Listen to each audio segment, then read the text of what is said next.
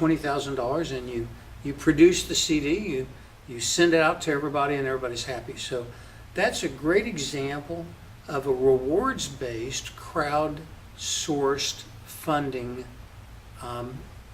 opportunity or platform, or how you would do it. Now, I have seen lots of crowdfunding things occur in that realm. I've seen lots of breweries and music and films and just a tremendous amount of creative things, books, all kinds of stuff produced where the cost of production is covered by people signing up to get the product at some point in the future after you've produced it. Very popular way of doing things. Now, services are a little more difficult. Most crowdfunding platforms don't allow you to offer services. They have a prohibition. There are some out there that do.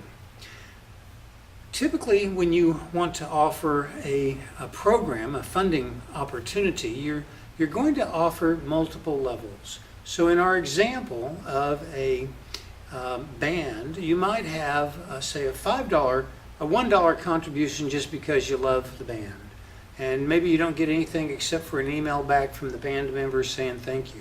Maybe for $1 to $5 you give people an email and a mention on your website so that they get their name on your website as a supporter. I mean, that's the kind of thing you might do for a low-level reward. For a higher level reward, you might offer the CD, or you might offer a CD and a t-shirt, or you might offer for $500 to allow the person to attend a future recording session at the studio for your second album. I mean, there's all kinds of ways that you can use crowdfunding to raise money, so it doesn't have to be just the product. It can be products plus extra things. In fact, a lot of times if you're producing things like a movie or a CD, it's very common to offer one of the rewards is higher priced, and the person purchasing that reward gets the opportunity to participate or attend a special event like a live concert or a screening of the movie or something like that.